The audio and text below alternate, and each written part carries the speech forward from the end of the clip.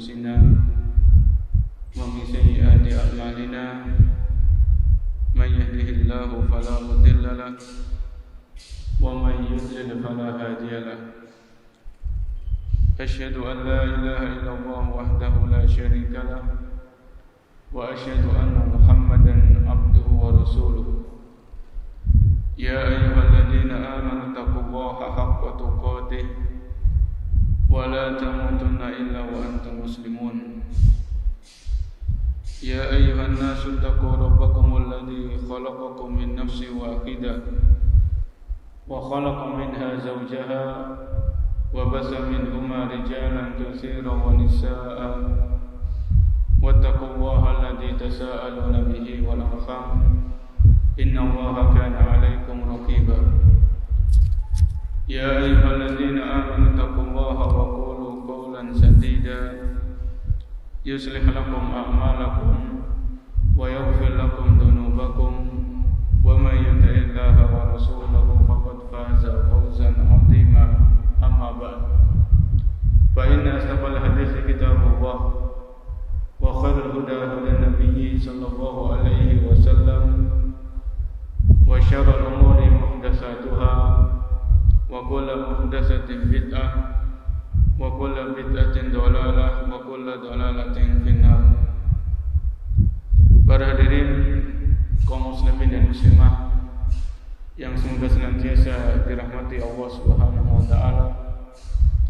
Alhamdulillah, pada pagi hari ini atau siang hari ini Allah Subhanahu wa taala masih memberikan kepada kita taufik dan pertolongan serta kemudahan untuk menghadiri salah satu rumah di antara rumah-rumah Allah Subhanahu wa taala, untuk menghadiri taman-taman surga, yaitu majelis ilmu.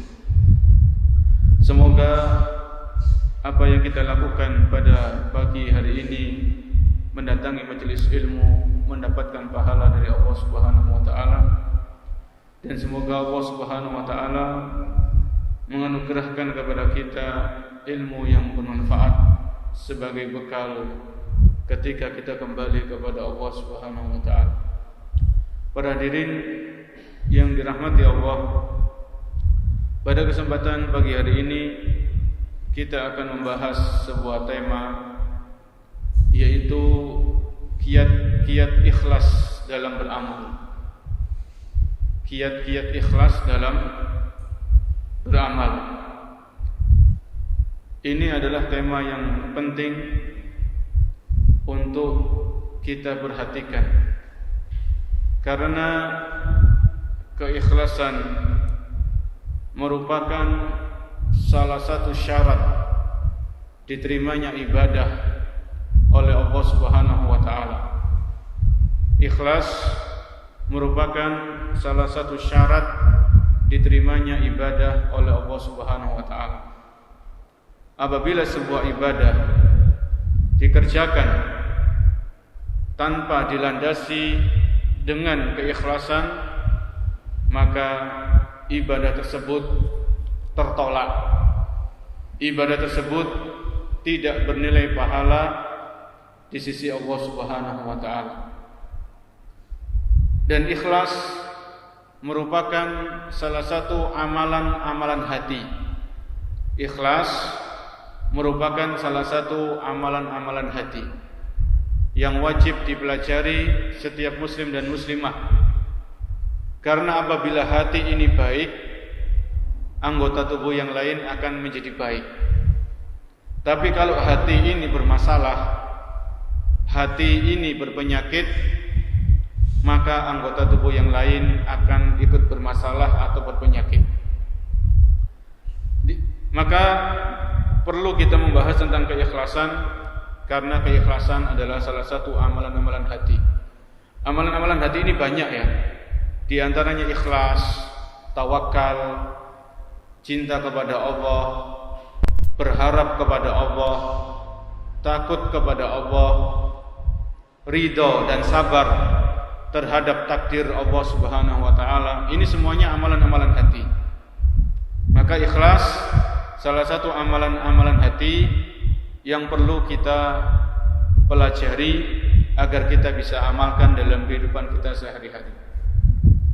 Sebelum masuk ke tema inti, kiat-kiat ikhlas dalam beribadah, maka poin yang pertama yang ingin kita sampaikan, yang ingin kami sampaikan adalah makna ikhlas.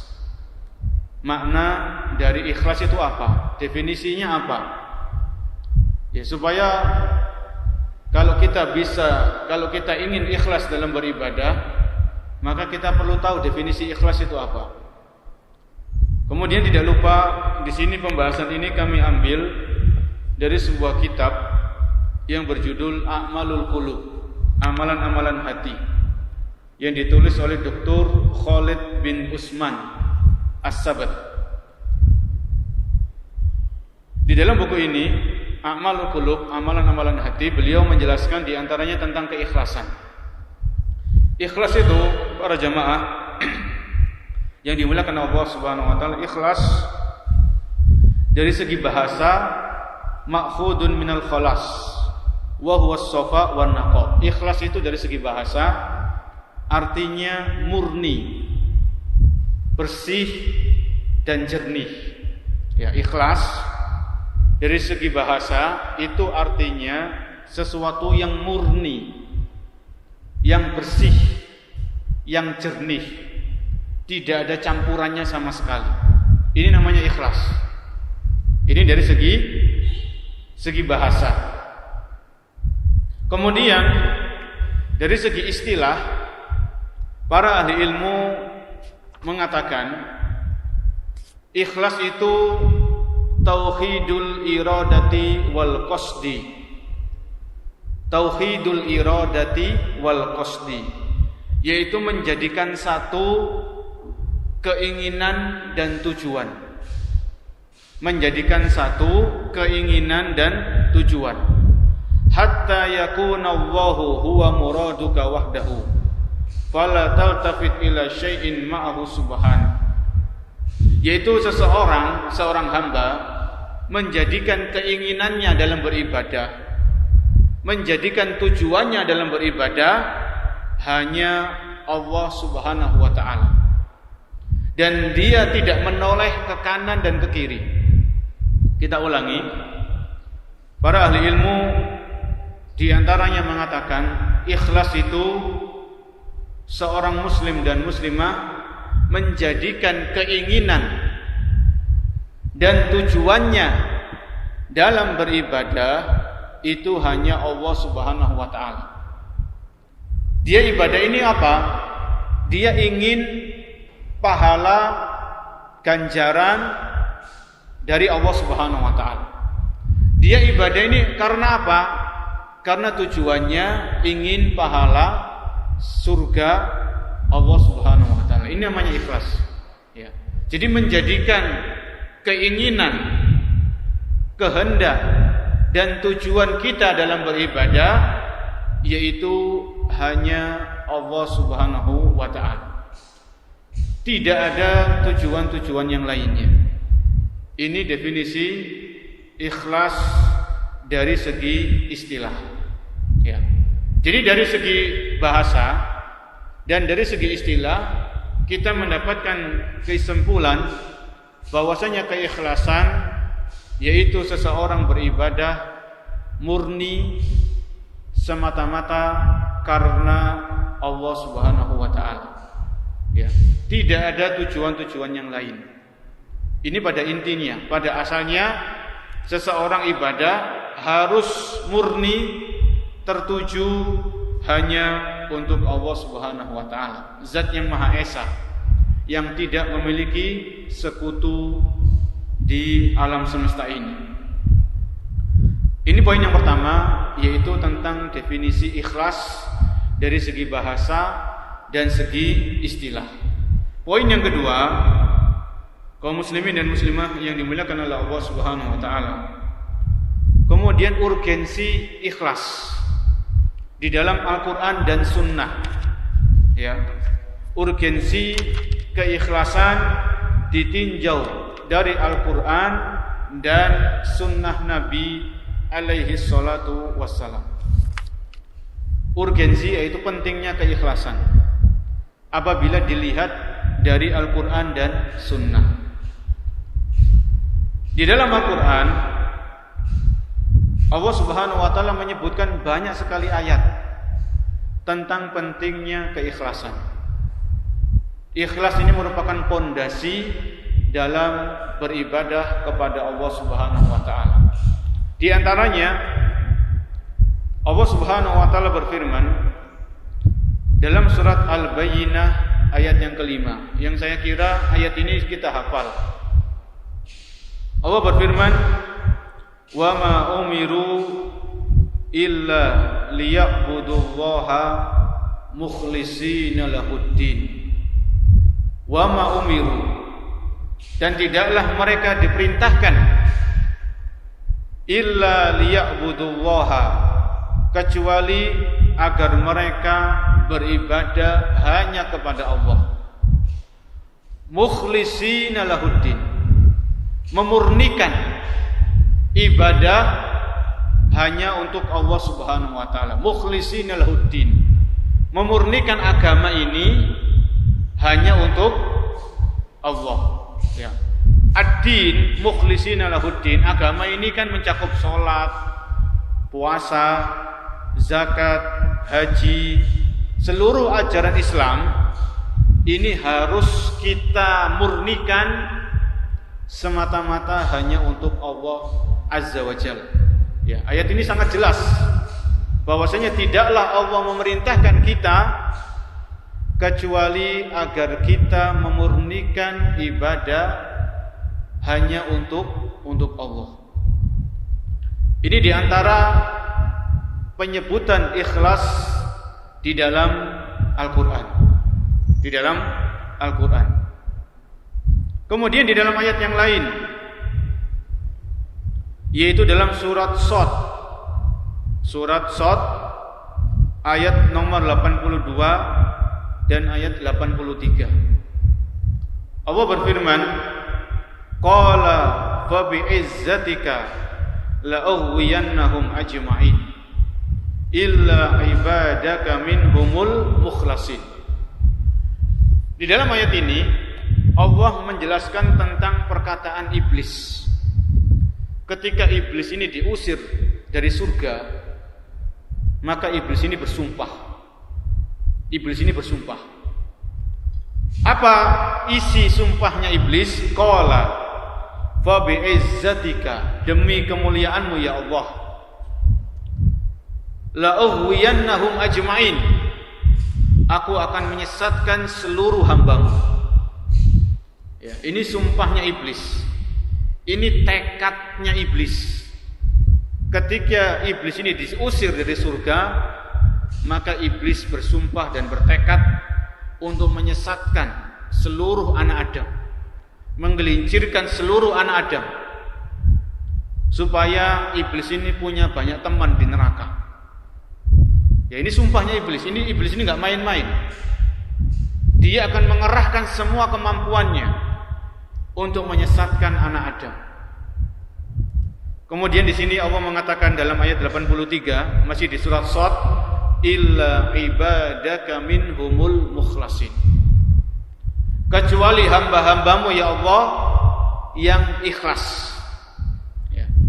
Jadi orang-orang yang ikhlas dalam beribadah ini adalah orang-orang yang dilindungi oleh Allah dari godaan-godaan atau tipu daya iblis. Sehingga kalau kita ingin selamat dari godaan-godaan iblis dan tipu dayanya, maka caranya adalah dengan mengikhlaskan ibadah kita hanya untuk Allah Azza wa Jalla. Ya, ini surat Shad ayat 82 dan ayat 83. Dan masih banyak ayat-ayat yang lain yang di situ Allah menjelaskan tentang keikhlasan. Kemudian para jamaah rahimani wa rahimakumullah, sekarang kita akan sebutkan keikhlasan dari hadis-hadis Rasul sallallahu alaihi wasallam. ikhlas ditinjau dari sunnah-sunnah Nabi sallallahu alaihi wasallam. Rasul sallallahu alaihi wasallam bersabda di dalam hadis riwayat Muslim. Beliau bersabda, "Innallaha la yanzuru ila suwarikum wa amwalikum, walakin yanzuru ila qulubikum wa a'malikum." Yang artinya, sesungguhnya Allah Subhanahu wa taala tidak melihat kepada bentuk rupa kalian dan tidak melihat kepada harta-harta kalian, walakin yanzuru ila qulubikum wa a'malikum. Akan tetapi Allah Subhanahu wa taala melihat kepada isi hati kalian dan amalan-amalan kalian. Di dalam hadis tersebut Rasul sallallahu alaihi wasallam menjelaskan kepada kita bahwasanya Allah tidak memperhatikan bentuk rupa seorang muslim dan muslimah. Apakah ganteng, apakah kurang ganteng, apakah cantik, apakah pas-pasan, apakah berkulit putih atau berkulit sawo matang, apakah rambutnya lurus atau keriting, ini Allah tidak perhatikan. Apakah gemuk atau kurus, tinggi atau pendek, ini enggak diperhatikan oleh Allah. Innallaha la yanzuru ila suwarikum. Allah tidak memperhatikan bentuk rupa-rupa kalian, bentuk wajah-wajah kalian. Allah enggak perhatikan. Ya. Wa amwalikum. Allah tidak perhatikan harta-harta kalian. Mau seorang itu punya harta yang banyak, mau seseorang itu punya simpanan di bank yang banyak, mau punya deposito, mau punya tabungan, Allah enggak perhatikan. Yang diperhatikan oleh Allah, walakin yanzuru ila qulubikum. Akan tetapi Allah melihat kepada isi hati kalian. Ini perhatikan. Ya, Allah Maha mengetahui apa yang kita rahasiakan di dalam hati, Allah Maha tahu. Apa yang kita simpen, apa yang kita sembunyikan di dalam hati, Allah Maha tahu. Dan inilah yang diperhatikan oleh Allah Subhanahu wa taala. Walakin yanzuru ila qulubikum. Allah perhatikan isi hati kita. Kita ikhlas atau tidak, kita ria atau tidak. Ini diperhatikan oleh Allah Subhanahu wa taala. Dan disitulah Allah memberikan pahala kepada kita. Semakin seseorang itu ikhlas, semakin besar pahala yang Allah berikan. Semakin berkurang keikhlasan, maka semakin berkurang pahala yang Allah berikan. Karena hati ini sebagai patokan. Ya. Jadi kalau seorang muslim atau seorang muslimah, ada seorang muslimah misalnya, dia rajin ke salon. Mungkin setiap bulan dia ke salon, dia rawat rambutnya, dia rawat wajahnya supaya tetap kelihatan cantik di hadapan suaminya, silakan. Tapi jangan lupa perhatikan masalah hati. Jangan lupa perhatikan masalah hati, terutama diantaranya adalah keikhlasan. Karena itu yang diperhatikan oleh Allah Subhanahu wa taala. Ya. Kemudian Nabi mengatakan walakin yanzuru ila qulubikum wa a'malikum. Dan amalan-amalan kalian. Jadi yang diperhatikan oleh Allah itu ada dua. Yang pertama isi hati kita. Yang kedua adalah kualitas amal ibadah kita. Jadi ada dua. Ya. Jadi isi hati kita diperhatikan oleh Allah, apakah ikhlas atau tidak. Kemudian amalan ibadah kita diperhatikan oleh Allah, apakah amal ibadah kita sesuai dengan tuntunan Nabi atau tidak. Jadi ada dua. Ya. Jadi kalau ibadah kita ikhlas, tapi ibadah kita tidak sesuai dengan tuntunan Nabi, maka tertolak ibadah ini, tidak bernilai pahala. Apabila ibadah kita sesuai dengan tuntunan Rasul, sesuai dengan petunjuk beliau, tapi kita enggak ikhlas, maka sama, ujung-ujungnya tertolak, tidak bernilai pahala. Jadi dua-duanya harus kita perhatikan. Masalah isi hati kita, Ini berhubungan dengan keikhlasan. Kemudian masalah bagaimana kita beribadah kepada Allah, apakah sesuai tuntunan atau tidak, ini sesuai dengan amalan kita. Kan tadi Nabi mengatakan walakin yang duru ila qulubikum wa a'malikum. Akan tetapi Allah melihat isi hati kalian dan amalan-amalan kalian. Ya. Ini harus kita ingat. Ya, yang kita fokuskan itu memperbaiki hati dan memperbaiki kualitas ibadah kita. Selain kita memperhatikan masalah rambut, masalah wajah, ya masalah berhias, itu kita perhatikan. Yang harus ekstra perhatian itu masalah isi hati dan ibadah-ibadah kita. Ya, masalah kualitas keikhlasan dan kualitas ibadah kita kepada Allah Subhanahu wa taala. Ini tadi poin yang kedua, keikhlasan ditinjau dari ayat-ayat Al-Qur'an dan sunnah Nabi sallallahu alaihi wasallam. Kemudian yang ketiga, poin yang ketiga, sebelum kita masuk kepada kiat-kiat keikhlasan, poin yang ketiga adalah ikhlas itu sesuatu yang sulit. Ya, ikhlas itu sesuatu yang sulit.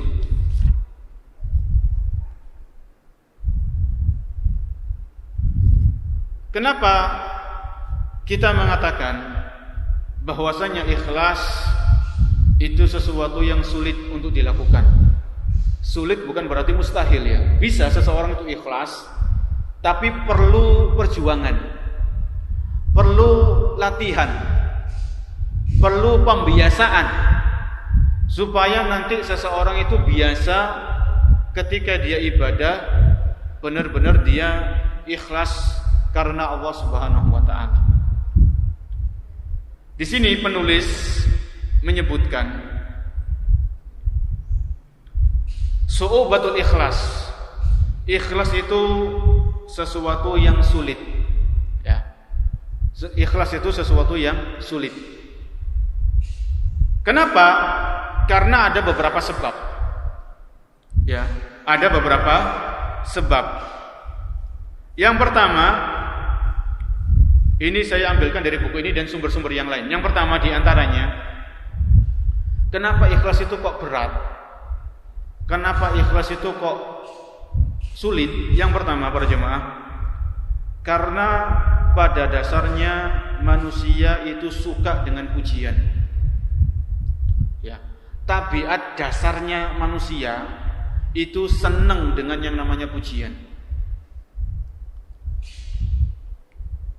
Bahkan seseorang itu lebih suka dipuji daripada diberikan uang. Ya. Ada orang-orang tertentu yang mereka itu suka dipuji daripada dikasih uang. Misalnya, ada seseorang dikasih uang, misalnya dia dikasih uang 50 juta. Ya. 50 juta ternyata setelah dicek itu uangnya uang palsu. Maka orang ini marah. Ya. Katanya dikasih uang 50 juta tapi semuanya uang palsu, marah dia. Tapi terkadang orang itu dipuji padahal pujian itu palsu tapi orang ini enggak marah. Ya, karena sifat manusia suka dipuji. Misalnya ada seorang suami ngomong kepada istrinya. Istrinya sudah usianya 60 tahun ke atas. Ya, Bu, semakin hari kok kamu semakin cantik ya kelihatannya. Ya, ya namanya orang semakin tua masa semakin cantik kan? Ini kan pujian tapi kelihatannya kan bohong itu kan ada di situ ya. Jadi suami ini mengatakan kepada istrinya yang 60 tahunan ke atas, Bu, semakin hari semakin kelihatan cantik kamu. Tapi apakah si istri ini dia marah-marah? Biasanya enggak, dia malah berbunga-bunga hatinya. Dia malah senang, ya, karena dipuji. Ya, ini menunjukkan terkadang seseorang itu memang haus akan pujian. Senang dipuji, bahkan cari orang untuk memujinya. Bagaimana caranya dia bisa dipuji? Ya, ini bertentangan dengan ikhlas. Seseorang ikhlas itu ketika dia ibadah, dia nggak cari pujian. Justru dia melarikan diri dari yang namanya pujian. Ini orang ikhlas. Ya. Maka sebab yang pertama, kenapa ikhlas itu sulit atau berat? Karena yang pertama, manusia pada dasarnya suka yang namanya pujian. Cenderung kepada namanya popularitas. Cenderung kepada yang namanya ketenaran. Ya. Ini yang pertama, sebab yang pertama kenapa ikhlas itu agak sulit dikerjakan atau agak sulit untuk diwujudkan, karena manusia itu suka yang namanya pujian. Ada seorang ulama namanya Yusuf bin Asbat. Yusuf bin Asbat rahimahullah mengatakan, takhlisun niyyati min fasadiha asyaddu 'alal 'amilina min tulil istihad. Yusuf bin Asbat rahimahullah mengatakan, mengikhlaskan niat dari segala perusak-perusak niat itu lebih sulit bagi seorang ahli ibadah daripada ibadah itu sendiri. Seseorang mengikhlaskan niat itu lebih sulit dibandingkan dengan ibadah itu sendiri. Misalnya begini, orang yang sholat malam mungkin sampai setengah jam, sholat malam mungkin 1 sampai 1 jam. Orang ikhlas dalam sholat malam itu lebih sulit daripada dia sholat malam itu sendiri. Ya. Ini kata Yusuf bin Asbat. Karena ikhlas ini amalan hati. Seseorang baca Al-Quran sampai 15 menit, 20 menit, sampai setengah jam, itu sulit kalau nggak terbiasa. Tapi ikhlas ketika membaca Al-Quran itu lebih sulit. Ya. Ini kata Yusuf bin Asbat. Jadi seorang ahli ibadah dalam mengikhlaskan niat itu terkadang lebih sulit daripada mengerjakan ibadah itu sendiri.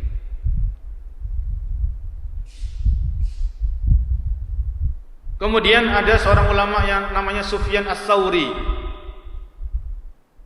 Sufyan As-Tsauri rahimahullahu taala.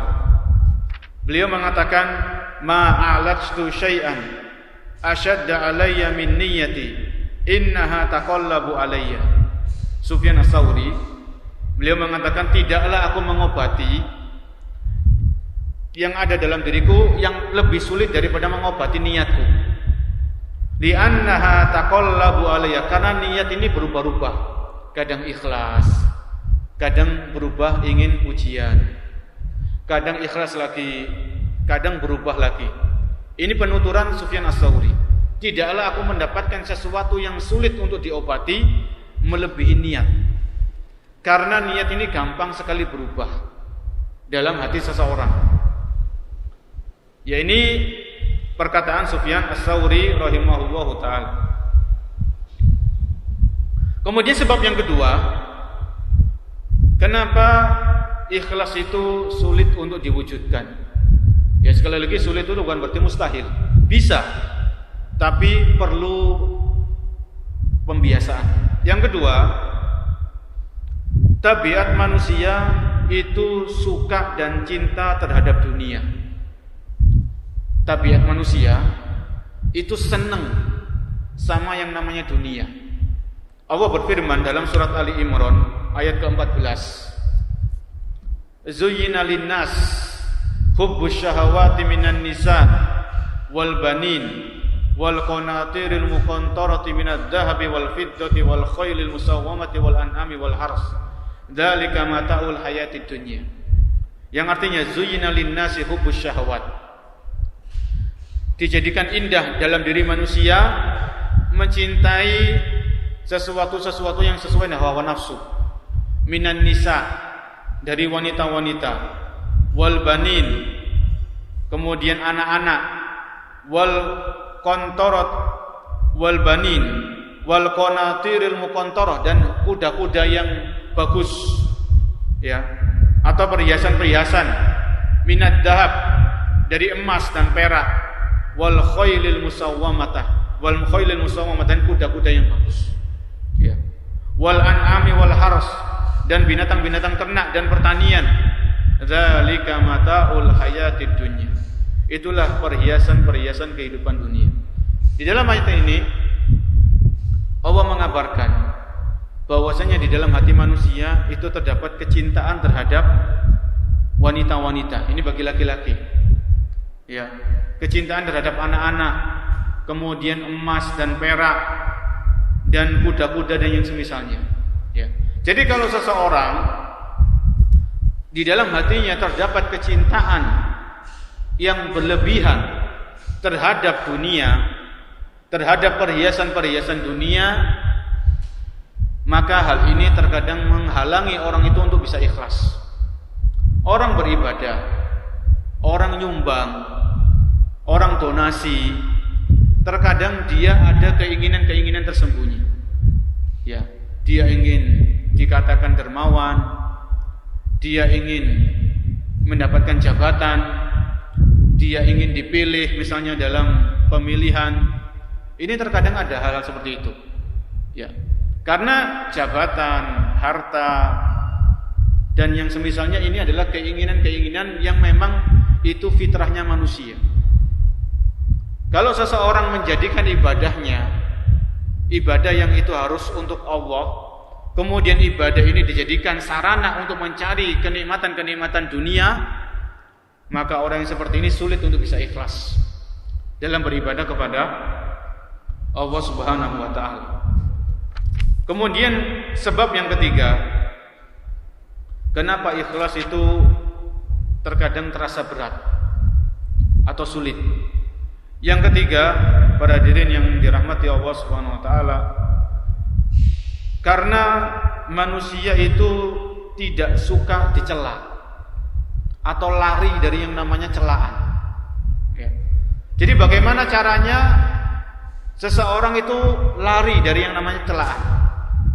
Dan dia otomatis kalau orangnya lari dari celaan, dia nggak mau dihina, dia nggak mau diremehkan, dia nggak mau disepelekan, dia nggak mau dicela, nggak mau dibully, maka otomatis terkadang seseorang melakukan aktivitas-aktivitas, perbuatan-perbuatan yang dia di situ banjir akan pujian.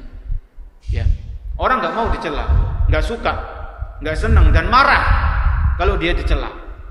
Makanya di sini hal-hal yang seperti ini akan menghalangi seseorang untuk bisa menggapai yang namanya keikhlasan. Ya, ini yang ketiga. Dan itu yang terakhir di antara sebab-sebab sulitnya seseorang mewujudkan keikhlasan. Kemudian kita lanjutkan poin yang keempat. Di antara hal-hal yang berkaitan dengan keikhlasan adalah yang keempat, kiat-kiat untuk mewujudkan yang namanya keikhlasan. Ya, ini baru intinya. Jadi kalau tadi poin pertama, kedua, ketiga itu semacam muqaddimah. Ya, pengertian keikhlasan. Kemudian keikhlasan ditinjau dari Al-Qur'an dan Sunnah. Kemudian yang ketiga, keikhlasan itu sesuatu yang sulit dan berat.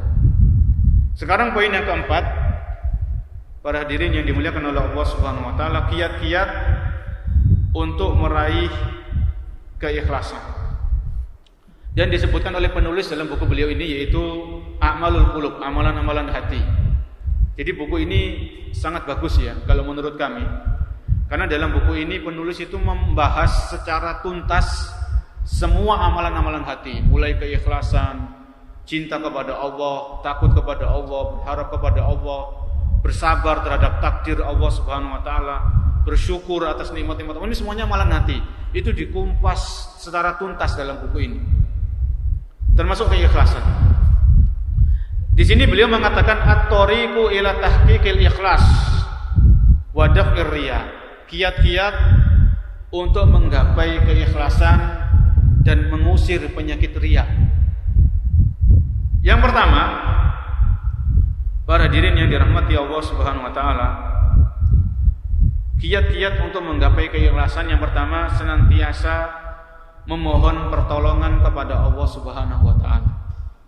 Senantiasa berdoa yang memohon kemudahan, memohon taufik memohon pertolongan kepada Allah agar kita dimudahkan untuk mewujudkan keikhlasan dalam beribadah. Ini poin yang pertama.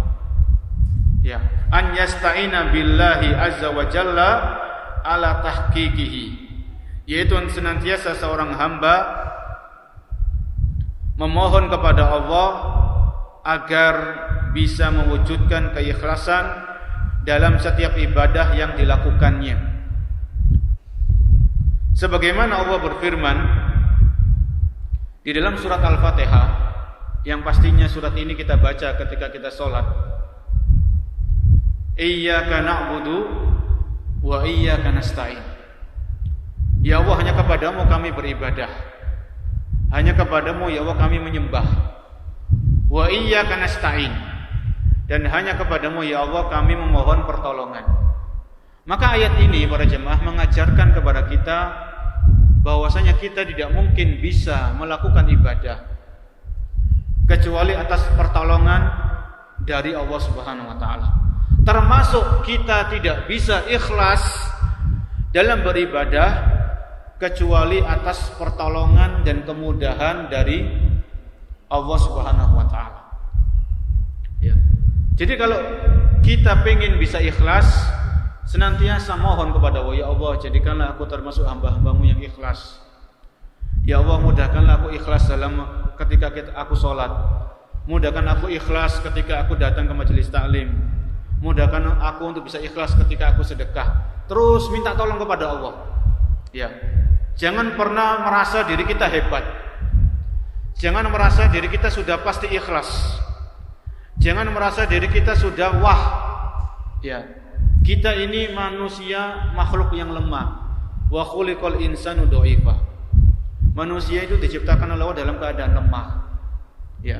Termasuk kita enggak mungkin bisa ikhlas kecuali atas pertolongan dan taufik dari Allah Subhanahu wa taala. Mungkin para jamaah pernah dengar kisah 3 orang yang terjebak dalam sebuah gua. Jadi 3 orang ini dalam gua, kemudian tertutup batu yang besar. Ya. Maka ketiga orang ini itu bertawasul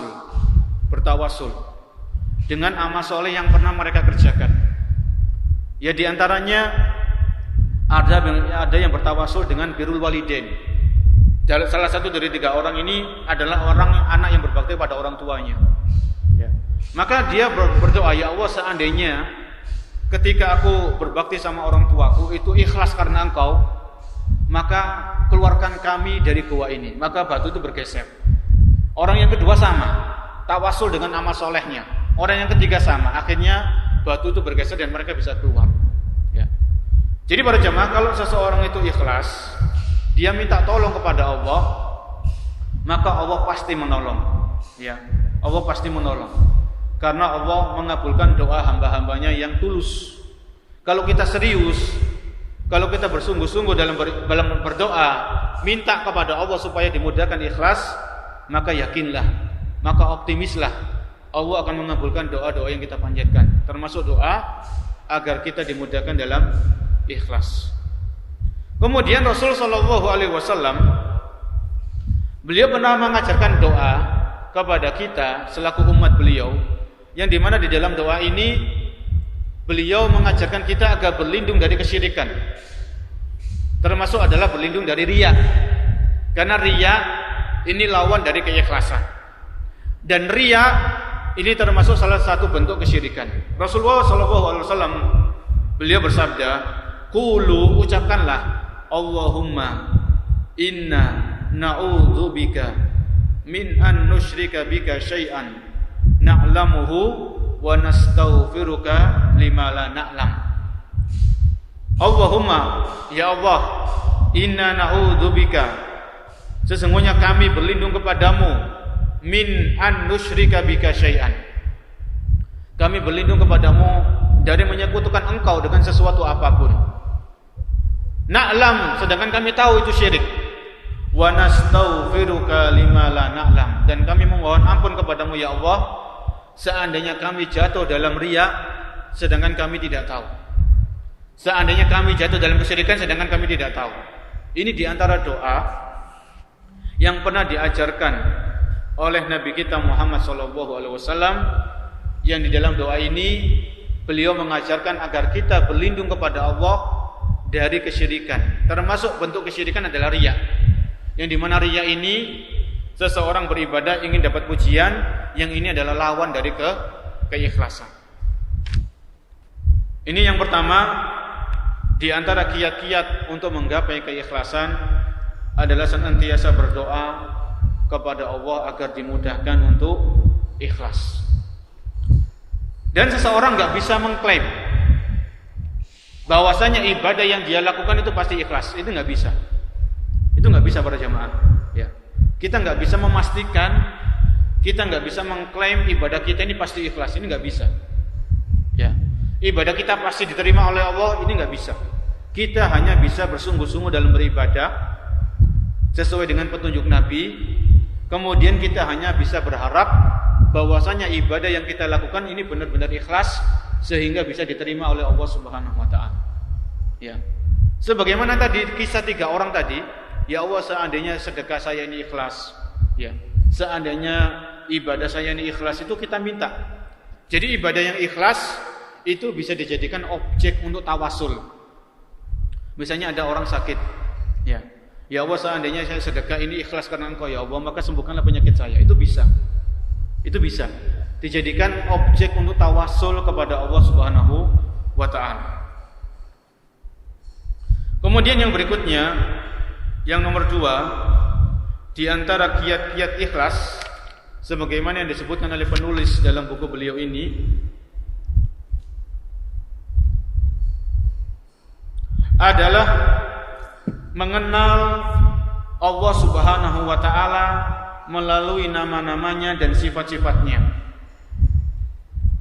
Mengenal Allah Subhanahu wa taala melalui nama-nama dan sifat-sifatnya. Kemudian mengingat bahwasanya manusia itu tidak bisa memberikan manfaat dan tidak bisa menolak bahaya. Ini masih poin yang kedua. Ya, kita ulangi poin yang kedua atau kiat yang kedua. Hendaknya seorang muslim dan muslimah itu mengenal siapa Allah Subhanahu wa taala. Mengenal nama-nama Allah Subhanahu wa taala. Mengenal sifat-sifat Allah Subhanahu wa taala. Contohnya begini. Di antara Asmaul Husna, di antara nama-nama Allah yang indah, Allah memiliki nama Al-Basir. Apa artinya Al-Basir? Allah Maha melihat. Allah Maha melihat. Berarti ketika kita mengenal Allah, Allah memiliki nama Al-Basir. Kan banyak itu di Al-Quran. As-Sami'ul Basir. Ya, Allah Maha melihat. Maka kita tanamkan dalam diri kita. Ketika kita beribadah, ibadah apapun, itu kita sedang diawasi, kita sedang dilihat oleh Allah Subhanahu wa taala. Tidak ada yang tersembunyi bagi Allah Subhanahu wa taala. Maka hal seperti ini insya Allah akan mendorong kita untuk bisa mewujudkan yang namanya keikhlasan. Kemudian di antara Asmaul Husna, Allah memiliki nama Al-Alim. Apa Al-Alim? Zat yang maha mengetahui. Berarti Allah mengetahui apa yang kita lakukan. Allah mengetahui apa yang kita bisik-bisikkan.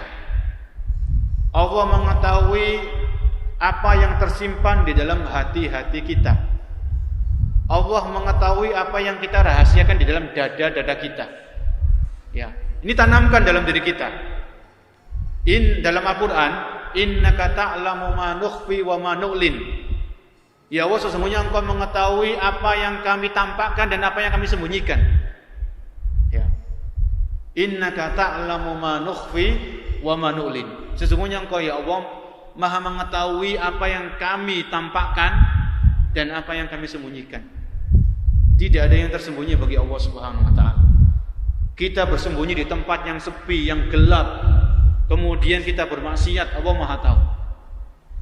Ya Allah Maha Maha mengetahui. Kita tinggal di bumi Allah. Kita makan rezeki yang diberikan oleh Allah. Ya. Dan kita akan kembali kepada Allah Subhanahu wa taala. Ya. Maka hati-hati. Ketika kita menanamkan ini semuanya, Allah Maha melihat. Al-Alim, Allah Maha mengetahui. Ya. Ini hal-hal yang seperti ini insyaallah akan menumbuhkan, akan mendorong, akan memotivasi kita untuk senantiasa ikhlas dalam beribadah kepada Allah Subhanahu wa taala. Untuk senantiasa ikhlas dalam beribadah kepada Allah Subhanahu wa taala. Bahkan yang kita khawatirkan, kalau di dunia ini kita menyembunyikan sesuatu, kita ibadah seolah-olah kita ikhlas, padahal masih ada benih-benih ingin dipuji. Ini hati-hati para jemaah. Karena Allah mengatakan dalam Al-Qur'an dalam surat At-Tariq, yauma tubla apa? Yauma tubla sarair. Pada hari itu ditampakkan rahasia-rahasia. Jadi apa yang kita simpan, apa yang kita sembunyikan itu ditampakkan oleh Allah Subhanahu wa taala. Yauma tubla sarair. Ya. Di dalam ayat yang lain surat Al-Adiyat, wa hussilama fis sudur. Dan ditampakkan apa-apa yang di dalam hati. Wa hussilama fis sudur. Kita nggak bisa menyembunyikan lagi. Ditampakkan oleh Allah Subhanahu wa taala. Mau di mana muka, mau ditaruh mana muka kita. Kalau selama ini niat-niat busuk, niat-niat ingin popularitas, ingin dipuji, ingin disanjung, itu ditampakkan oleh Allah Subhanahu wa taala. Kemana kita akan lari? Kemana kita akan menyembunyikan wajah kita? Nggak bisa. Ya. Ini ayat-ayat yang membuat kita takut, yang membuat kita untuk senantiasa memperbaiki niat-niat kita, memperbaiki keikhlasan kita di hadapan Allah Subhanahu wa taala. Apalah arti pujian manusia? Mau manusia itu memuji kita, tapi kalau kita hina di hadapan Allah, kita tetap hina di hadapan Allah Subhanahu wa taala. Mau seluruh manusia menghina kita, meremehkan kita, merendahkan kita, mencaci maki kita, tapi kalau kita mulia di hadapan Allah, kita tetap mulia di hadapan Allah Subhanahu wa taala. Mulia tidaknya seseorang tergantung dengan ketakwaan. Inna akramakum indallahi atqakum. Sesungguhnya orang yang paling mulia di antara kalian adalah orang yang paling bertakwa. Ya. Termasuk ketakwaan adalah keikhlasan. Termasuk ketakwaan adalah keikhlasan. Ya, kemudian masih poin yang kedua, kita menghadirkan dalam benak kita. Kenapa kita harus ingin dipuji manusia? Manusia ini makhluk yang lemah. Sama-sama manusia, kenapa kita ingin dipuji manusia? Manusia ini makhluk yang lemah. Manusia ini makhluk yang fakir. Ya ayuhan nas, antumul fuqara'u ilallah. Wahai manusia, kalian semuanya itu fakir. Kalian semuanya butuh kepada Allah Subhanahu wa taala. Kalau kita ibadah, kita ingin dipuji manusia, kita ingin di-like, kita ingin tombol jempol, kita ingin tombol hati kalau di Instagram, kita ingin di-subscribe kalau di YouTube. Apalah artinya itu semuanya? Ya. Manusia makhluk yang fakir, semuanya kita sama-sama manusia. Sama-sama butuh kepada Allah Subhanahu wa taala. Manusia tidak bisa memberikan manfaat kepada kita. Tidak bisa menolak mudarat dari diri kita. Coba kalau seseorang itu ibadah. Ketika dia ibadah dia ingin dipuji. Kemudian enggak ada orang yang memuji. Orang ini pasti mangkal. Ya. Ketika seseorang memberi bantuan, dia berharap ucapan terima kasih. Kemudian enggak ada yang terima kasih, orang ini pasti mangkal. Itu kalau tandanya orang itu enggak ikhlas. Ya. Kalau orang itu ikhlas, dipuji atau enggak dipuji enggak masalah, enggak ngurus. Ya. Di dalam Al-Qur'an Allah mengatakan innama nut'imukum liwajhillah la nuridu minkum jazaan wala syukura. Sesungguhnya aku memberikan makan kepada kalian liwajhillah. Aku mengharap wajah Allah Subhanahu wa taala. La nuridu minkum jazaan. Aku tidak berharap balasan dari kalian, wala syukura. Aku tidak berharap terima kasih dari kalian. Mau orang terima kasih atau enggak, mau orang memuji atau tidak, itu bukan urusan. Ya. Yang penting Allah memberikan pahala kepada kita. Yang penting Allah ridho kepada kita, itu cukup bagi kita. Ya, sekali lagi, manusia tidak bisa memberikan manfaat kepada kita, tidak bisa menolak mudarat dari kita. Mungkin ada di antara kita yang pernah sakit. Ya. Kita sakit. Kemudian mungkin kita sendirian di rumah sakit, di kamar. Ya. Kalau kita sakit, kita kembali kepada siapa? Kita kembali kepada Allah Subhanahu wa taala. Kita minta kesembuhan kepada Allah. Kita enggak minta kesembuhan kepada orang yang kita berharap pujian darinya, enggak. Orang-orang yang selama ini kita harapkan mereka memuji kita, itu kita enggak minta kepada mereka kesembuhan. Ketika kita ditimpa bahaya, ketika kita ditimpa penyakit, maka kembali kepada Allah Subhanahu wa taala. Karena hanya Allah yang bisa memberikan manfaat. Hanya Allah yang bisa menolak bahaya dari diri kita, dari keluarga kita dan sebagainya. Ya, tanamkan hal ini. Ya. Kita supaya bisa ikhlas, kenalilah siapa Allah Subhanahu wa taala. Zat yang memberikan kepada kita kenikmatan yang begitu banyak yang enggak terhitung. Allah yang memberikan kita fasilitas-fasilitas. Allah memberikan kita kedua mata, kedua telinga. Allah ngasih kita kesehatan. Allah ngasih kita kecukupan. Allah ngasih kita harta. Itu semuanya kita renungkan supaya kita bisa melatih diri ini untuk bisa ikhlas dalam beribadah. Ini kiat yang kedua. Kemudian yang berikutnya, yang ketiga, di antara kiat-kiat untuk bisa ikhlas dalam beribadah kepada Allah Subhanahu wa taala, yang ketiga adalah berusaha menyembunyikan ibadah selama ibadah itu bisa disembunyikan. Kita ulangi yang ketiga, berusaha untuk menyembunyikan amalan selama amalan itu masih bisa disembunyikan. Atau dalam kata lain, berusaha merahasiakan amal soleh selama amal soleh itu masih bisa dirahasiakan. Ya, karena amal soleh, kebaikan, ketaatan atau ibadah yang dilakukan secara rahasia, yang dilakukan secara sembunyi-sembunyi, insya Allah lebih dekat dengan yang namanya keikhlasan. Insya Allah. Ya. Di dalam buku ini disebutkan ada seorang ulama bernama Bishr Al-Hafi. Ada seorang ulama namanya Bishr Al-Hafi. Semoga Allah merahmati beliau. Beliau mengatakan, la ta'mal lituzkar. Janganlah engkau beramal supaya namamu itu disebut-sebut oleh orang. Ya, janganlah engkau melakukan ibadah supaya namamu itu disebut-sebut sama orang. Oh, orang ini yang membuka lahan dakwah di sini. Oh, orang ini yang memulai kajian di sini. Jangan seperti itu. Ya, la ta'mal lituzkar. Janganlah engkau beramal supaya namamu itu disebut-sebut sama orang.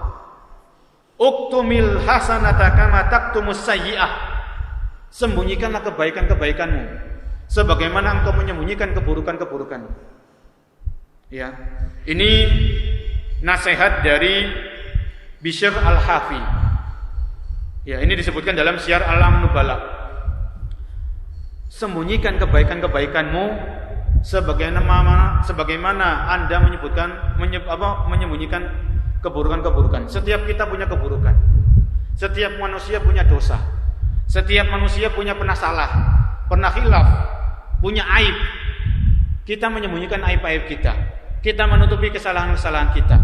Sebagaimana kita menutupi aib-aib kita, begitulah kita menyembunyikan kebaikan-kebaikan kita. Ya. Jauh di dalam Al-Quran, ya, menyembunyikan amal soleh itu disebutkan oleh Allah dalam Al-Quran. Ya, sebenarnya tadi kebalik, sebenarnya ayat Al-Quran dulu, baru perkataan ulama. Tapi nggak misal. Di dalam Al-Quran, Allah mengatakan, Intu badus sodaqati fa ni'imma hiya. Dalam surat Al-Baqarah 271. Al-Baqarah 271. Allah mengatakan, Allah berfirman, Intu badus sodaqati fa ni'imma hiya. Kalau kalian menampakkan sedekah-sedekah kalian, maka itu baik. Orang sedekah, ya sedekah, kemudian namanya diumumkan, Bapak Abdullah berdonasi 1 juta, namanya diumumkan, entah itu di papan pengumuman, atau namanya di share di Instagram, namanya di share di Facebook, diumumkan. Ini namanya sedekah secara terang-terangan. In tubdus shadaqati fa ni'ma hiya. Kalau kalian menampakkan sedekah-sedekah kalian, maka itu baik. Kemudian Allah mengatakan, wa in tukhfuha wa tu'tuhal fuqara fa huwa khairun lakum. Tapi kalau kalian menyembunyikan, merahasiakan sedekah kalian, wa tu'tuhal fuqara, kemudian kalian berikan bantuan kepada orang-orang fakir, apa kata Allah? Fa huwa khairun lakum, maka itu lebih baik bagi kalian. Jadi di sini Allah memberikan dua pilihan. Yang pertama, menampakkan sedekah. Itu baik, itu boleh, itu silakan. Tapi Allah ngasih pilihan yang lebih baik, yaitu apa? Wa in tukhfuha. Kalau kalian sembunyikan sedekah kalian. Ya, wa tu'tuhal fuqara, kemudian kalian langsung berikan kepada orang-orang fakir. Fa huwa khairun lakum, maka itu lebih baik bagi kalian. Kalau lebih baik, berarti lebih besar pahalanya. Ya. Ini Allah ngasih pilihan. Kita mau milih yang mana? Mau sedekah secara terang-terangan atau sedekah secara sembunyi-sembunyi? Ya. Ini menunjukkan kepada kita para hadirin bahwasanya menyembunyikan amalan itu mempengaruhi keikhlasan. Ya, mempengaruhi apa? Keikhlasan. Tapi jangan kita menuduh ya, kalau ada orang sedekah kemudian namanya itu diumumkan, bukan berarti orang ini riya, tidak. Jangan seperti itu. Jangan mudah menuduh orang itu riya. Sekali lagi, ikhlas atau riya itu amalan hati. Tidak ada orang lain yang tahu. Ya, orang itu ikhlas atau tidak hanya Allah yang tahu. Kemudian orang yang bersangkutan. Ya, orang itu kan kerasa. Dia ikhlas atau tidak itu kan kerasa. Ya. Orang itu kalau dia imannya kuat, itu akan peka. Oh, saya kok begini ya, saya kok masih berharap pujian sama orang, saya kok masih berharap ucapan terima kasih ya, itu akan peka. Ya. Jadi kita jangan mudah menuduh orang itu ikhlas, atau jangan mudah memuji orang, oh orang ini pasti ikhlas. Ya. Oh, jangan mengklaim orang ini riya, tidak. Karena kalau kita gampang menuduh, itu seperti orang-orang munafik. Orang-orang munafik di zaman Nabi, ya orang-orang munafik di zaman Nabi, itu mereka gampang menuduh. Kalau ada sahabat-sahabat Nabi, mereka sedekah dengan sedekah yang banyak, orang-orang munafik, oh ini riya, dituduh sama orang-orang munafik. Kalau ada sahabat-sahabat Nabi yang sedekah dengan sedekah yang sedikit karena memang kemampuan mereka terbatas, oh orang ini pelit, ini orang-orang munafik, gampang menuduh. Ya, kalau ada yang sedekah banyak dituduh riya. Kalau ada yang sedekah sedikit karena memang mampunya sedikit dituduh pelit. Ini hati-hati. Ya, tugas kita itu bukan menilai orang apakah orang ini ikhlas atau riya. Cukup kita memperhatikan diri kita masing-masing. Ya. Jangan menyibukkan diri dengan orang lain, sibukkan dengan diri kita. Ya. Ini tadi kiat yang ketiga, yaitu menyembunyikan amalan. Bahkan para ulama-ulama salaf, orang-orang soleh sebelum kita, itu mereka sangat-sangat menyembunyikan amalan mereka. Ya. Disebutkan di sini ada seseorang namanya Ali bin Husain Zainul Abidin. Ali bin Husain Zainul Abidin. Ya, seorang soleh di zaman dulu. Beliau disebutkan idza kana al-lailu yahmilu shadaqat wal jurub minat ta'am ala dhuhri. Jadi Ali bin Husain ini dulu ketika malam hari dia itu memikul gandum. Jadi gandum itu ya satu karung dipikul. Kemudian dibawa dan diletakkan di depan rumah orang-orang miskin, orang-orang fakir. Diletakkan di rumah janda-janda yang kesulitan. Diletakkan di rumah. Dulu kan nggak ada lampu ya, nggak ada lampu dulu. Kemudian pagi hari orang-orang miskin, orang-orang fakir ini buka pintu rumahnya, di situ sudah ada bantuan. Ya. Dan ini tidak diketahui. Ya. Ini Ali bin Husain Zainul Abidin. Kenapa dia melakukan hal itu? Beliau mengatakan, Ali bin Husain ini mengatakan, inna shadaqata fi sawadil laili tudfi'u ghadabar rabb. Sesungguhnya sedekah di waktu malam secara sembunyi-sembunyi itu bisa meredam kemurkaan Allah Subhanahu wa taala. Ini kata beliau, kata Ali bin Husain. Ya. Kemudian wa kana la yasta'inu bi khadimin wala ghairihi. Sengaja Ali bin Husain ini ketika dia sedekah itu enggak minta tolong sama pembantunya. Enggak minta tolong sama bawahannya, enggak. Dibawa sendiri, dipikul sendiri supaya enggak ada orang lain yang tahu. Itu sengaja. Itu sengaja. Ya. Falamma mata wajadu fi dhahrihi asaran min sawadin. Ketika Ali bin Husain ini mati, meninggal, maka orang-orang baru tahu di pundaknya ini ada bekas hitam karena sering mikul gandum, dibawa ke depan rumah orang-orang miskin. Itu baru ketahuan.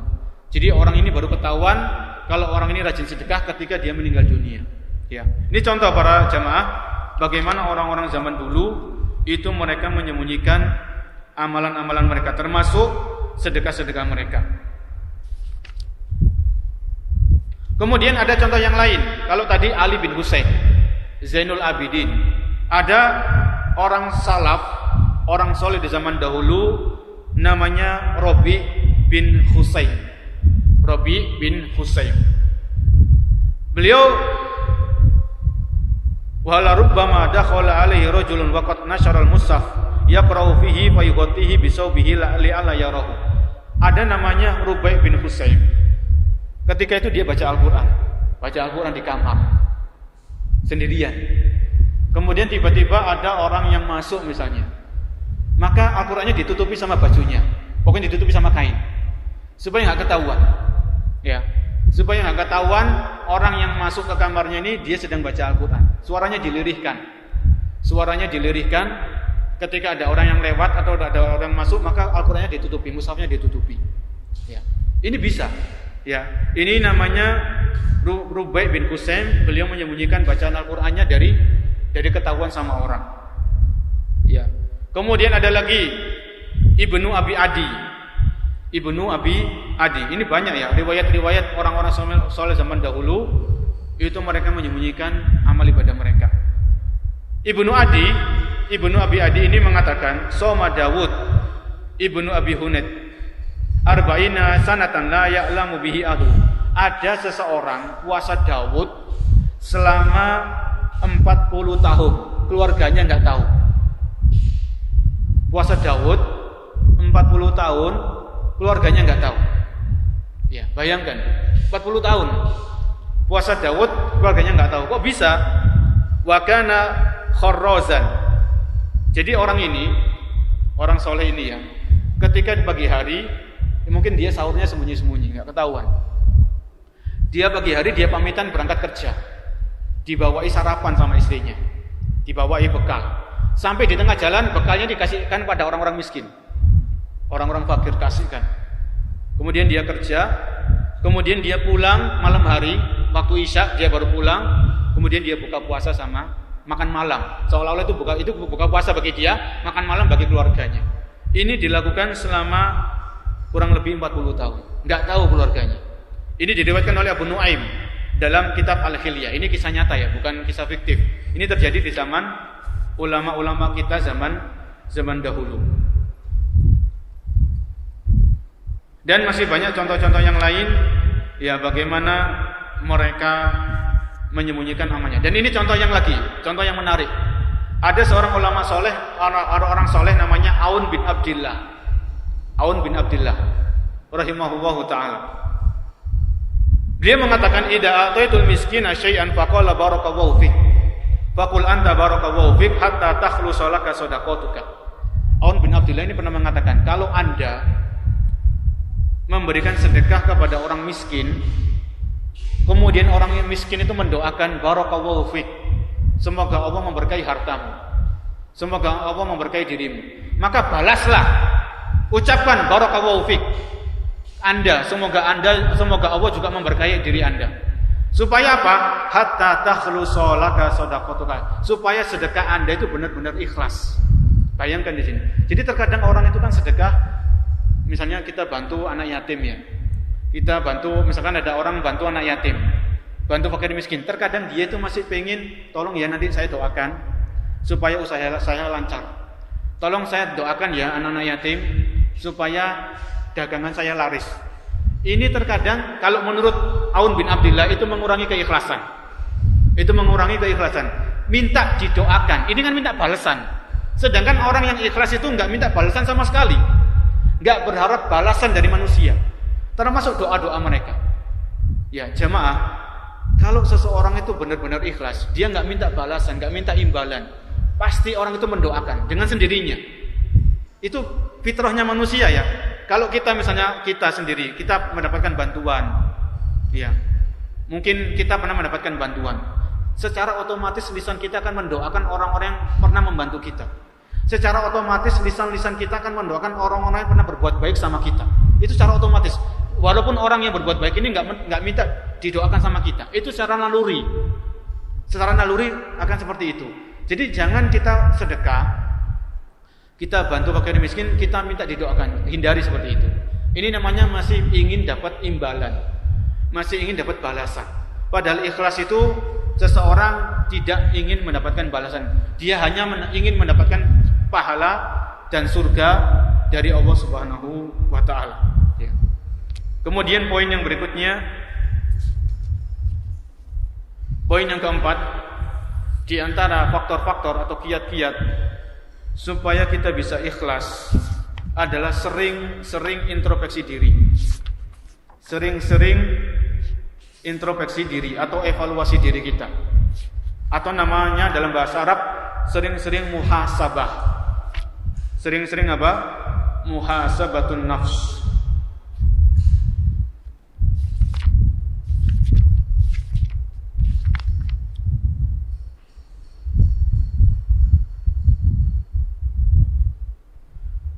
Kenapa seorang muslim dan muslimah itu perlu sering-sering untuk introspeksi diri? Karena yang namanya niat itu sebagaimana kita singgung di awal, niat ini gampang berubah. Ya, sebagaimana perkataan Sufyan Ats-Tsauri, tidaklah aku mendapatkan sesuatu yang paling aku sulit untuk mengobatinya kecuali niat. Karena dia gampang berubah. Maka ketika niat ini gampang berubah, seseorang itu perlu untuk introspeksi diri. Ya. Dicek amalan-amalannya, dicek ibadah-ibadah yang dia lakukan. Sudahkah selama ini ketika kita ibadah itu benar-benar kita ikhlas? Ya. Atau masih ada tujuan-tujuan duniawi yang lain yang ingin kita gapai, yang ingin kita raih. Dan itu akan ketahuan kalau kita membiasakan diri untuk introspeksi diri. Ya. Allah mengatakan dalam surat Al-Hasyr, "Ya ayyuhalladzina amanu taqullaha wal tanzur nafsum ma qaddamat lighad." Wahai orang-orang yang bertakwa, ya ayyuhalladzina amanu, wahai orang yang bertakwa, wahai orang yang beriman, ittaqullaha. Bertakwalah kalian kepada Allah. Wal tanzur nafsum ma qaddamat lighad. Hendaklah setiap jiwa itu memperhatikan apa yang telah dia lakukan untuk hari esok, yaitu hari kiamat. Ya. Jadi selama ini kita ibadah, selama ini kita sholat, selama ini kita baca Al-Quran, selama ini kita berbakti sama orang tua, selama ini kita menyambung silaturahmi, selama ini kita menuntut ilmu, selama ini kita sedekah. Sudahkah semua itu kita lakukan karena ikhlas mengharap pahala dari Allah? Itu akan ketahuan kalau kita melakukan evaluasi diri, kita melakukan introspeksi diri. Kalau setelah introspeksi diri, setelah evaluasi diri, ternyata kita dapatkan dalam diri kita masih ada keinginan-keinginan dipuji oleh orang, maka kita segera mengobatinya. Segera kita perbaiki diri kita sebelum nanti datang penyesalan. Ya, penyesalan di hari kiamat yang tidak bermanfaat lagi, penyesalan di hari itu. Ya, ini poin yang keempat di antara kiat-kiat untuk bisa meraih keikhlasan adalah sering-sering mengintrospeksi diri, mengevaluasi diri kita masing-masing. Ya.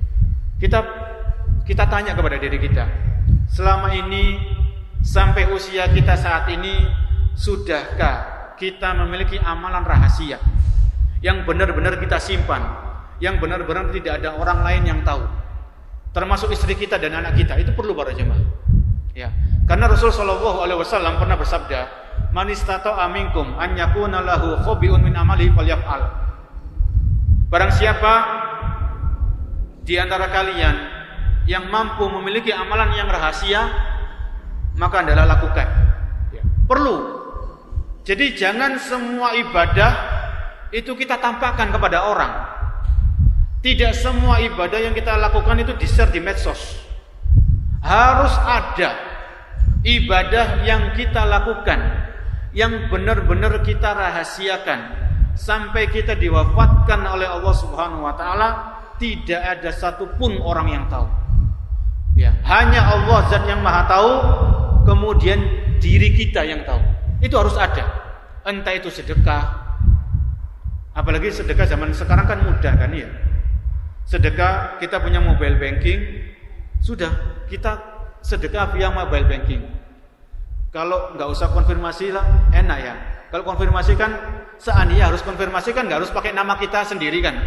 Bisa pakai nama samaran, Abdullah. Kan memang kita hamba Allah Subhanahu wa taala. Kita semuanya Abdullah. Kita semuanya hamba Allah Subhanahu wa taala. Ya, itu kalau memang kita mau merahasiakan serahasia mungkin sampai enggak ada orang yang tahu. Ya. Ya, kalau konfirmasi pakai nomor lain. Kalau memang nomor kita sudah tersebar, banyak orang yang nge-save, pakai nomor lain konfirmasi. Kalau memang itu butuh konfirmasi. Karena memang ada proyek-proyek kebaikan yang itu enggak perlu konfirmasi. Karena sudah ada angka pembeda di ujungnya kan biasanya gitu ya. Ada proyek-proyek kebaikan yang di situ tambahkan nominal 2 misalnya atau 3 untuk membedakan dengan sedekah-sedekah yang lain. Sehingga orang itu nggak repot-repot harus konfirmasi. Karena kalau orang itu repot, orang itu sibuk kadang lupa konfirmasi. Atau memang orang itu sengaja nggak konfirmasi karena dia ingin sedekah ini sembunyi-sembunyi, rahasia-rahasia. Ya, dia ingin pahala yang 100% dari Allah Subhanahu wa taala. Ya, itu bisa dilakukan. Ya. Salat-salat sunnah, usahakan kita punya salat-salat sunnah tidak ada orang lain yang tahu. Ya, misalnya kita sendirian di rumah, keluarga kita lagi safar, keluarga kita lagi bepergian, kita sendirian di rumah, kita sendirian di kamar, maka usahakan punya salat-salat sunnah, salat tahajud kah, salat witir, ya, atau yang semisalnya. Ini usahakan, mumpung Allah masih kita umur, Allah ngasih kita usia, Allah ngasih kita waktu, usahakan kita punya amalan andalan yang benar-benar kita rahasiakan, yang nanti pahalanya kita dapatkan di hadapan Allah Subhanahu wa taala di hari kiamat. Kemudian yang berikutnya, yang kelima atau yang terakhir, di antara kiat-kiat untuk bisa meraih keikhlasan adalah yang kelima, berjihad melawan hawa nafsu. Berjihad melawan hawa nafsu. Allah Subhanahu wa taala berfirman dalam surat Al-Ankabut ayat 69. Ayat Al-Ankabut ayat 69, Allah berfirman, "Walladzina jahadu fina lanahdiyannahum subulana." Barang siapa yang bersungguh-sungguh meniti jalan kami, yaitu jalannya Allah Subhanahu wa taala, lanahdiyannahum subulana. Maka kami, yaitu Allah, akan memberikan petunjuk kepada orang tersebut. Ya. Kalau kita serius, kita benar-benar bersungguh-sungguh dalam menata hati, menata niat supaya kita bisa ikhlas, maka yakinlah Allah akan menolong kita. Allah akan memberikan petunjuknya kepada kita. Allah akan memberikan tuntunannya kepada kita. Lanahdiyannahum subulana. Maka kami akan berikan petunjuk kepada orang tersebut. Ya. Kalau orang itu benar-benar jujur kepada Allah, dia benar-benar ikhlas dalam beribadah kepada Allah, maka Allah akan menolong orang tersebut supaya bisa ikhlas. Allah akan memberikan taufiknya kepada orang tersebut bisa ikhlas dalam beribadah. Ini poin yang kiat yang kelima, yaitu berjihad melawan hawa nafsu. Kalau biasanya kita ingin dipuji, maka tekan diri kita. Jangan dibiarkan liar. Ya, kenapa sih kok saya masih ingin dipuji? Padahal pujian manusia itu tidak mendatangkan pahala. Ya, pujian manusia tidak bisa menambahkan pahala kita di buku catatan amal kita. Ya, celaan manusia tidak menambah dosa-dosa kita di hadapan Allah Subhanahu wa taala. Ya. Kenapa harus kita mencari haus akan pujian? Ya, kenapa kita harus mati-matian mendapatkan pengakuan dari manusia? Ya. Ini kita bertanya kepada diri kita dan kita berlatih berjihad melawan hawa nafsu. Mudah-mudahan dengan demikian Allah Subhanahu wa taala memudahkan kita untuk ikhlas dalam beribadah kepada Allah Subhanahu wa taala. Mungkin ini yang bisa kita sampaikan dari poin-poin kiat-kiat menumbuhkan keikhlasan dalam beramal soleh atau dalam beribadah kepada Allah Subhanahu wa taala. Apabila ada para hadirin yang mau menambahkan atau ada yang bertanya, kami persilakan. Wallahu a'lam bishawab.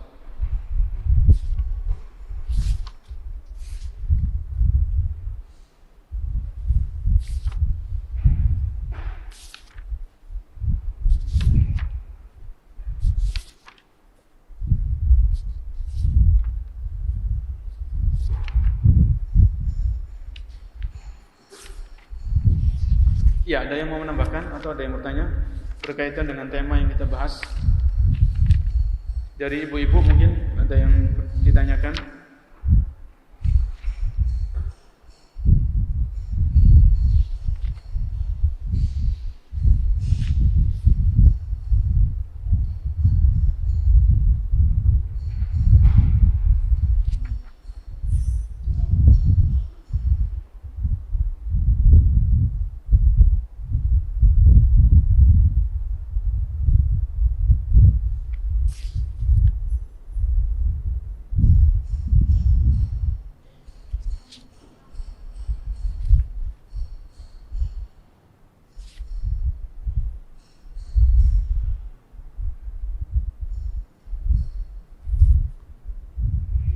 Baik, tidak ada pertanyaan.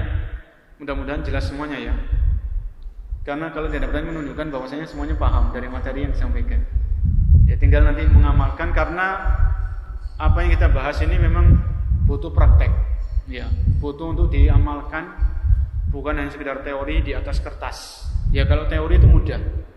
Kalau teori itu bisa dipelajari, tapi yang sulit karena sekali lagi tadi keikhlasan ini sesuatu yang berat. Sesuatu yang cukup sulit untuk diwujudkan, tapi bukan mustahil. Ya. Kemudian bagaimana kalau seseorang itu beribadah, dia beramal soleh, dia melakukan kebaikan, dia melakukan ketaatan, dari awal orang ini memang tidak ingin dipuji, tidak ingin ucapan terima kasih, tidak ingin imbalan, tidak ingin balas jasa. Dia berusaha menjaga niatnya, namun di tengah-tengah banyak orang yang memuji. Ya, terkadang terjadi seperti itu. Ada orang yang memang dari hatinya itu tidak ada keinginan untuk dipuji. Di dalam pikirannya nggak ada terbesit ingin mendapatkan pujian dari manusia. Namun terkadang ketika dia berusaha, dia beribadah, ya ada satu orang, dua orang yang memuji. Satu orang atau dua orang yang memuji. Masya Allah, sampean kok rajin sholat malam ya. Ya terkadang ada orang itu, ya saya nggak menuduh, atau kita nggak menuduh orang itu riya ya. Terkadang ada orang yang dia bangun tahajud, bangun pagi, kemudian dia update status. Alhamdulillah malam ini cerah ya. Malam ini kok agak dingin ya. Itu kan ada niatan yang lain. Kenapa kok update status di jam-jam tersebut? Ya, apakah supaya orang tahu Anda sholat malam? Apakah supaya orang lain tahu kalau Anda sholat tahajud? Ya, ini hati-hati. Terkadang ada semacam riya yang terselubung. Jadi riya ini sangat-sangat tipis para jamaah. Jadi syaitan, iblis ini kan musuh bebuyutan kita, musuh yang nyata. Sampai hari kiamat ini yang namanya iblis ini tetap musuh bagi kita. Jadi iblis ini kadang memasukkan kepada diri kita itu riya-riya yang halus. Ya. Terkadang seseorang dia update status di jam-jam mungkin dia habis sholat malam dan sebagainya. Ini hati-hati. Kita nggak menuduh itu riya, nggak boleh kita menuduh orang riya. Tapi apa maksudnya kok update status di jam-jam tersebut dan sebagainya? Ini kita tanyakan kepada diri kita. Oh mungkin orang yang ini mungkin mau motivasi, ayo bangun sholat malam. Ya silakan. Mungkin di grup WA ya, yang kita ikuti, ayo bangun sholat malam. Ya, itu innamal a'malu binniyat. Sesungguhnya setiap amalan tergantung niatnya. Kalau memang niatnya kita mau membangunkan orang, memotivasi orang, ya itu silakan sesuai dengan niat kita masing-masing. Ya, sesuai dengan niat kita masing-masing. Kemudian ada juga riya-riya terselubung. Itu misalnya ada orang itu terkadang dia merendahkan orang lain. Ya, orang ini loh nggak tahu sedekah. Orang ini kayaknya pelit. Orang ini nggak tahu datang ke majelis taklim. Di dalam hatinya beda dengan saya gitu. Jadi dia merendahkan orang lain untuk menunjukkan dirinya. Ya, ini loh saya. Tapi tidak secara lisan. Ini namanya riya terselubung. Ya, dia meremehkan orang lain, merendahkan orang lain, dia menghibah orang lain supaya orang yang diajak bicara tahu ini loh saya. Ini hati-hati. Ya, ini hati-hati. Terkadang ada seseorang juga dia riya, walaupun kita nggak menuduh, ini bisa jadi tanda-tanda riya terselubung ketika dia akrab dengan seorang ustadz atau akrab dengan seorang syekh. Ya, saya akrab dengan ustadz ini, saya sering datang ke pengajiannya. Ini hati-hati. Apa manfaatnya? Apa tujuan Anda ketika mengucapkan hal itu? Ya, apakah Anda ingin terkenal? Anda ingin mendompleng ketenaran kepada si ustadz tadi? Ustadz ini tenar, ustadz ini populer. Kemudian Anda ingin mendompleng ketenarannya dan sebagainya. Ini hati-hati. Ya, ini diantara bentuk-bentuk riya yang terselubung. Ya, masih banyak hal-hal yang lain yang mungkin itu terkadang kita nggak sadar itu riya. Ya, yang penting kita harus sering hati-hati. Kemudian kalau kita dipuji sama orang, ya, kalau kita dipuji sama orang dengan ibadah yang kita lakukan, dengan ketaatan yang kita kerjakan, maka jangan terlalu termakan dengan ujian. Dengan pujian. Ya. Pujian manusia itu kan penilaian mereka terhadap diri kita secara zahir. Manusia tidak tahu isi hati kita. Mereka tidak tahu aib-aib kita. Mereka tidak tahu bahwasanya kita ini pernah melakukan dosa. Ya. Jadi pujian manusia itu jangan membuat kita lupa diri. Jangan membuat kita angkuh, jangan membuat kita sombong, jangan membuat kita lupa daratan dan sebagainya. Ya. Maka bahkan ada orang-orang soleh di zaman dulu, ketika mereka dipuji itu mereka berdoa kepada Allah Subhanahu Wa Taala. Ya. Allahumma la tu'adzibni bima yaqulun.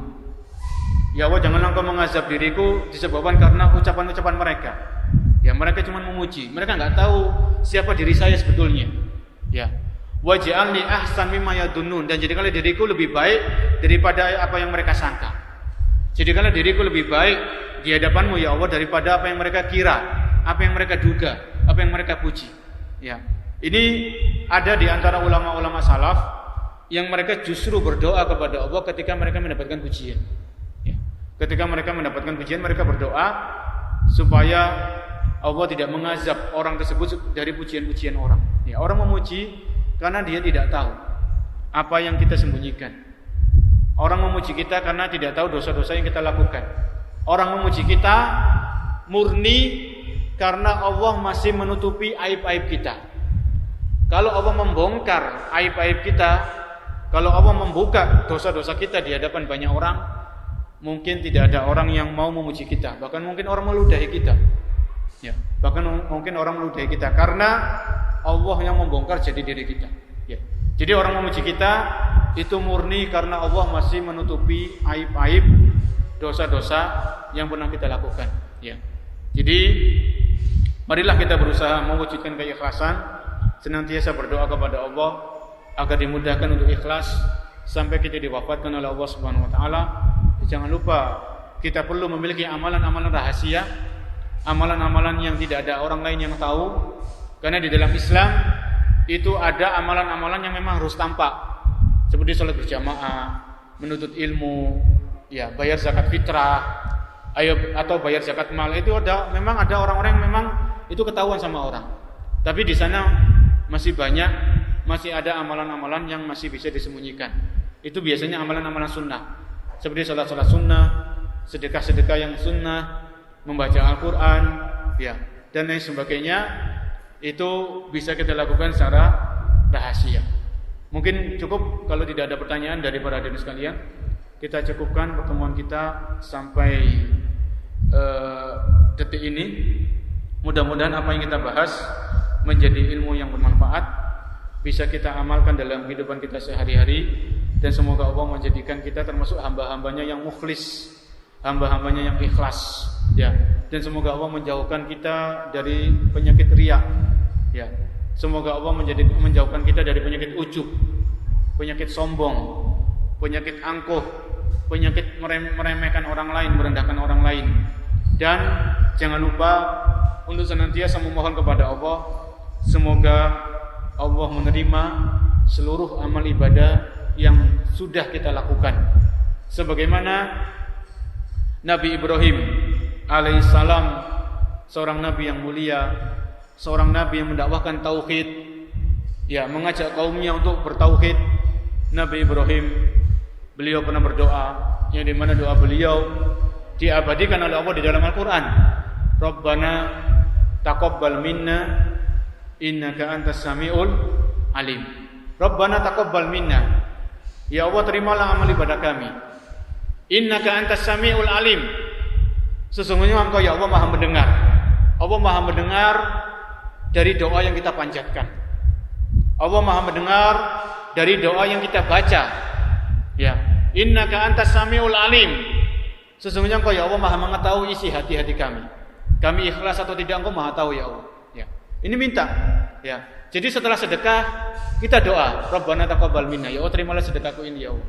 Ya, doa secara lirih ya. Jadi kita habis transfer, kita sedekah ke proyek-proyek kebaikan, transfer. Doa minta kepada Allah, Rabbana taqabbal minna. Ya, ya Allah terimalah sedekahku ini. Habis baca Al-Qur'an, ya, sendirian di kegelapan malam, minta kepada Allah, Rabbana taqabbal minna. Ya Allah terimalah bacaan Al-Qur'anku ini ya Allah. Terus minta kepada Allah. Kita minta kepada Allah supaya dimudahkan untuk ikhlas, dan kita minta kepada Allah supaya benar-benar amal kita diterima oleh Allah dan bernilai pahala, yang pahala ini akan kita panen nanti di hari kiamat. Ya.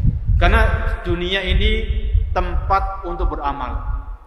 Dunia ini ladang untuk beramal. Adapun balasannya nanti kita dapatkan di mana? Di akhirat. Ya. Balasannya adalah di akhirat. Wa innama tuwaffawna ujurakum yaumal qiyamah. Allah mengatakan, Allah berfirman dalam surat Ali Imran, wa innama tuwaffawna ujurakum yaumal qiyamah. Sesungguhnya kalian akan diberikan balasan dari pahala-pahala kalian di hari kiamat. Faman zuhziha 'anil nar wa udkhilal jannata faqad faz. Barang siapa yang diselamatkan dari neraka dan dimasukkan ke dalam surga, faqad faz, maka dialah orang-orang yang beruntung. Ya, dalam surat Ali Imran. Mudah-mudahan bermanfaat.